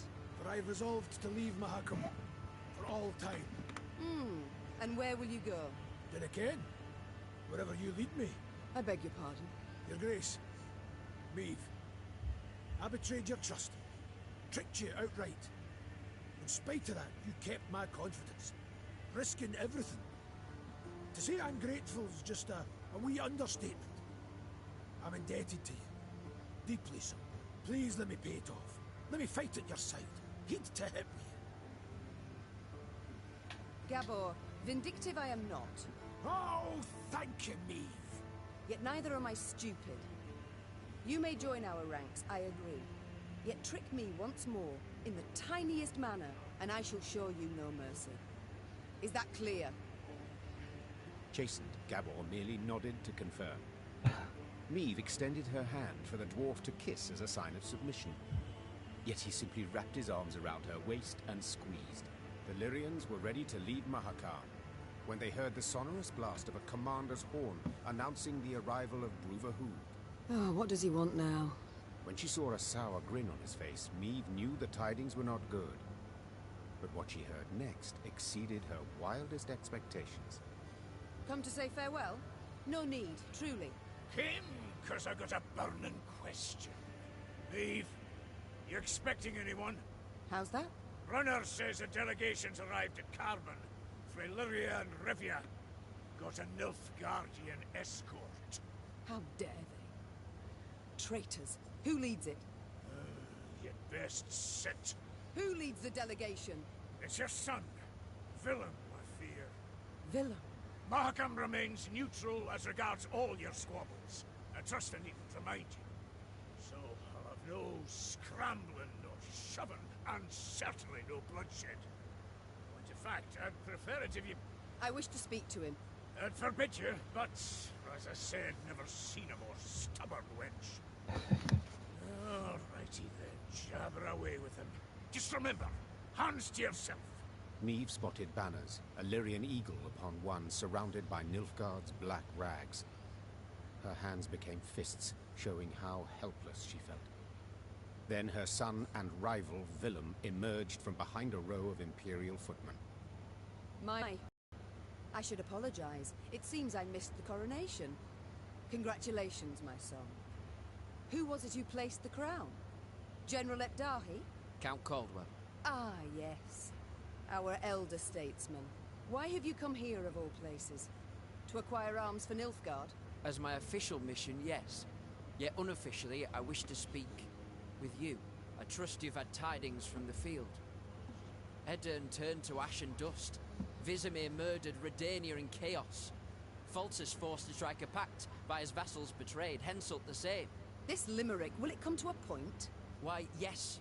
To the same as this war. Mother, I beg you, you must see it. Nilfgaard's victory is inevitable. Surrender now, and I shall show you mercy. For later it'll be too late. There will be no later. We shall repel them, drive them south at the points of our pikes. This we, Mother? Who precisely do you mean? You stand alone. I prefer to stand alone over standing with Nilfgaard, with the invader, as you do. Mother, in declaring for the Empire, I saved the lives of thousands of our subjects. And in so doing, our honor lost. Folk who had their huts burned down care deeply about our honor. Is that truly your belief? When I was crowned, a fact you deride, though that makes it no less true, I swore the good of my subjects would guide me. And a war we are doomed to lose cannot in any way benefit them. And slavery can. You know well the Blackclads put peasants in chains, like cattle. Reprehensible, I agree, but... And resettlement? Forced labor? Cruel laws that make death the punishment for the slightest offences? Are those benefits? Well, answer me! I see I will not sway you, Mother. A shame, though I take comfort in the fact I tried. And now, it's you. Oh no, I, not you, will decide when this conversation is over. Oh, have we anything else to discuss? Are you perhaps aware that the Nilfgaardians tried to kill me? What? No, I heard only about an avalanche. Which tumbled down through no small effort of an Imperial envoy. Never would I have agreed to such a heinous act. I believe you. I'm heartened that, despite all we... I believe you because I believe the Nilfgaardians wouldn't ever have asked your opinion. Think on it, son. Are you their ally or their tool? Can you ever be sure? I am the King of Lyria and Rivia. To serve my subjects' best interests, I am prepared to make even the most painful concessions. Might I leave now? Or is there more? Naturally. How did you know you would find me here? I received Nilfgaardian reports to the effect that you've been seen in the pass. Oh, roses are red and so are your cheeks, my son. As ever when you're caught in a lie. Lyria is 2 weeks' travel hence. Had you received word only once I was here, we'd have been long gone from Mahakam by the time you assembled a force and completed the march. No. You were forewarned of our intended route. It means I've a traitor in my ranks. Another one. Get out of my sight, villain. And pray we only ever face one another on neutral ground. Meve struggled inside not to turn and gaze once more at her son. He'd changed since they'd last faced each other, grown manlier, and he wore the crown well. The Queen returned to her company. Her advisors shot her questioning glances, curious what she had discussed with Brüver. But Meve decided to keep the details to herself. One of them wore a Nilfgaardian lead around his neck. Until she knew who, she would have to remain vigilant. Time to march on. But in which direction? I've thought on it, Your Grace. We've strength enough to hit the foe, but still not the numbers to face him in open battle. So what do you propose? This war we cannot win alone, nor even with the dwarves at our side. But if we secure a victory, small yet symbolic, we shall show the other realms of the north all is not yet lost. Thus, I propose we attack behind the front lines, somewhere well clear of any major Imperial force. Where would you suggest? I'm considering Angren. To begin with, a thickly wooded marshy land, always helpful in clandestine operations. Secondly, the land strategically important, as it's the chief source of building material for Nilfgaard's fleets. All too little, I fear. Since we require a victory that would be symbolic, we must strike where it shall hurt. And Angren just recently welcomed a new regent in the person of Count Coldwell, my third argument. Naturally, if Your Majesty wishes, I'm prepared to present alternatives to this. No need. We march at dawn.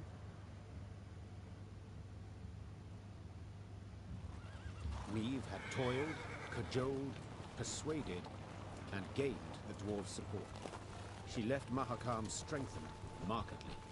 Even so, the Queen was in a foul mood. For it was clear a traitor, a viper, nested among the Lyrians. Someone who had conveyed the Queen's plans to her foe. From this moment on, Meve would need to weigh every word she uttered, even in the presence of her closest associates. Your Grace, we must put our course forward. Shall we take the western passage into Angren, or... Not now. When, then? Dawn approaches, yet we know nothing of where... I will not repeat myself. The Queen knew she would learn the traitor's identity in the end. If need be, she would tear the name from the throat of another turncoat, Count Caldwell. Meve drooled at the prospect of seeing Caldwell in chains, then passing him to the hangman. Saddle the horses. I shall take the fore. The time for diplomacy, for preparations and negotiations had gone. Meve was to attack her foe at last, and she could not wait to do so.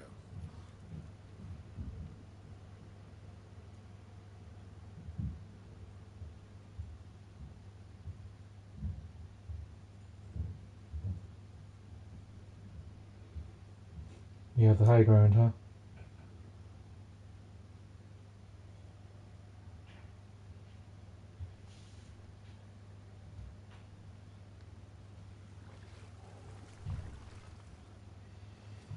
At long last, Meve's force reached Angren's marshy woods.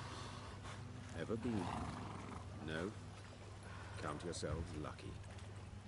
You certain we haven't lost our way? Alas, here there is no way. We continue south, that's all. South, meaning the bottom. Should you ever venture there, I offer you this advice. Do your utmost to make no noise. Poor soul. His comrades cried out, reached out, but alas, amidst frothing waters they heard bones cracking, the moan of metal bent and crushed. What the bloody hell, what was that? Rather not know, personally. Hold your positions! Arms at the ready! It was a glusty war. One of many the Lyrians would encounter along their path. But let's not get ahead of ourselves. At last, Meve and her force stood upon the Yaruga's bank. To find and punish the traitor Caldwell, they would have to cross the river. Yet the sole bridge nearby was in Nilfgaard's hands.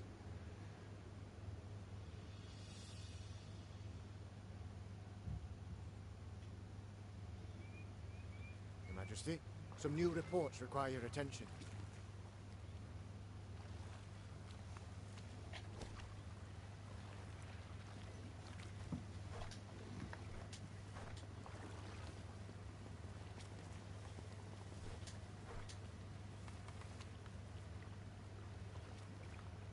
King Cole wasn't angry, eh?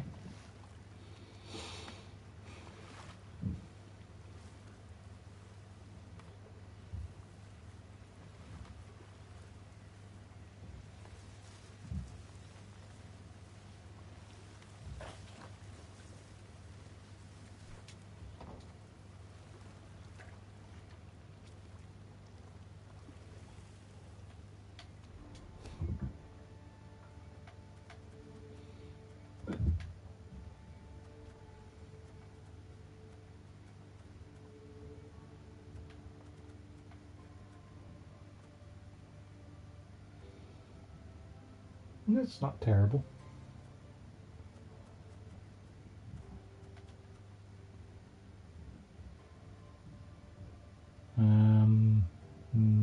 Doesn't sound particularly useful.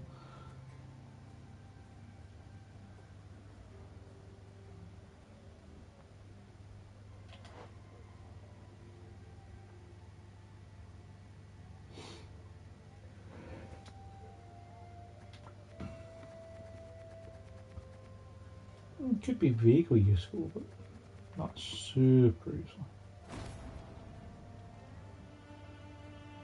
Right, that's going to do it for Thronebreaker for tonight, I think.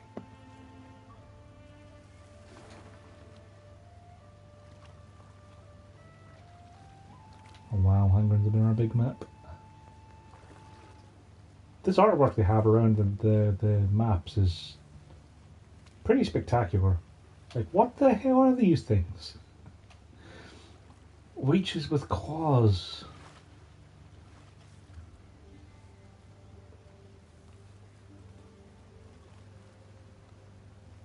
Those are not pleasant drawings at all.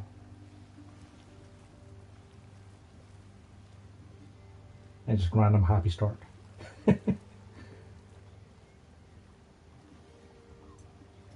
Oh, this looks like it's kind of maze-like on the left here. Almost some sort of weird stone idol. It looks like there's a choke point down here going through that town in our pretty open area.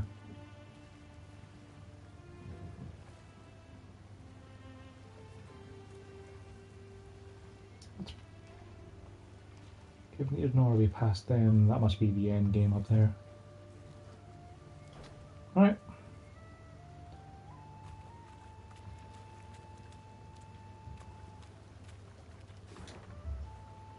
Well, when we come back tomorrow morning, we'll play some more. In the meantime, thanks for watching.